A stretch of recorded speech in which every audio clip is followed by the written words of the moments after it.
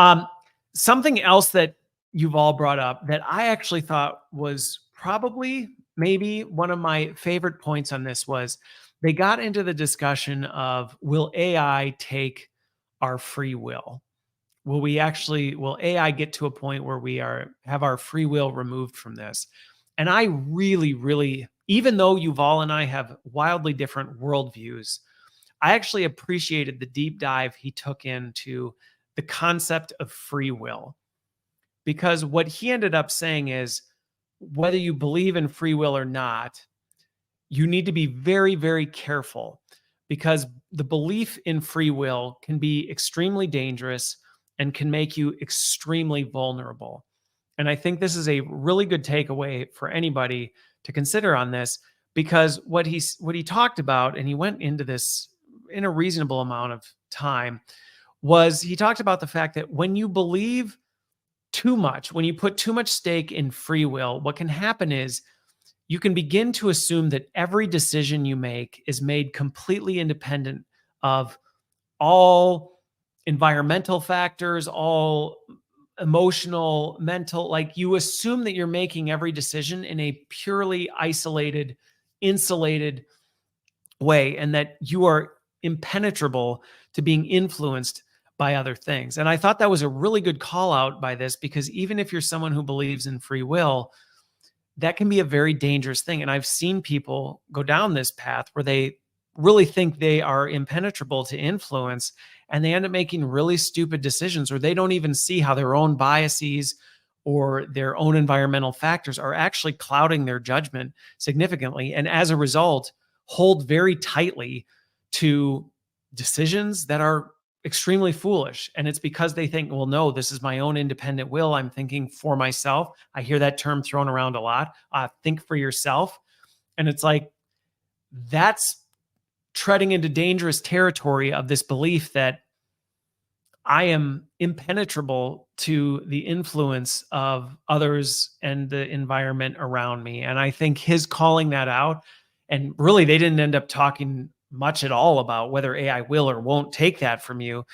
More so, they dug into this whole idea that, hey, regardless of where you land on that spectrum, you need to have a keen awareness that you are being influenced, that you are being pressured, and that you are making decisions based on environmental factors. And so you need to be cognizant of that, so that you can be aware that those things are there, so you can check those things, so you can check against them and make sure that, you know, you're not being foolish, really, ultimately, is it. And, it was interesting listening to him unpack that a bit, because again, you couldn't really pin him down, but based on some of the other things he said, it's pretty clear he doesn't see it that way. But he ultimately said, even if you believe that there's some sort of divine creative spark, that you would be wise to acknowledge and see the influences around you. So I think that's something that everybody, I think about that as we come into a political season, especially a politically charged season here in the States, as we're getting ready for election season. And there can be this rugged individualism that we have in the West, where we think that I am myself, I'm an empire onto my own, and nothing affects me, and I just think independently of all influences around us. And I've seen it take people down a very, very destructive path, because they don't see how they're being used and manipulated by the people, the powers, the whatever around them, because of this. So I would just, again, as an encouragement, while this is kind of a big picture thing that came out of the discussion, and again, it was a little dark, as they got into it, but I think it was a good call out for everyone to maybe take some time to really assess, what are the things that are influencing me, because they're everywhere. I mean, I had a conversation where it's performance management season. It's, goal setting. It's all this stuff. Everybody's doing all these things. And so there's lots of talk about leadership development. And I was in one conversation with someone where I was talking about the fact that it's amazing how much of people's leadership is influenced by the way they grew up and the way they were treated by their parents. And that is not a popular opinion to socialize. Believe me, I have socialized it in public forums before. And people don't like to think that. They don't like to think that how their parents treated them or the way they grew up influences and affects the way they treat other people and the way they think about the world. They like to think that somehow they broke free of that.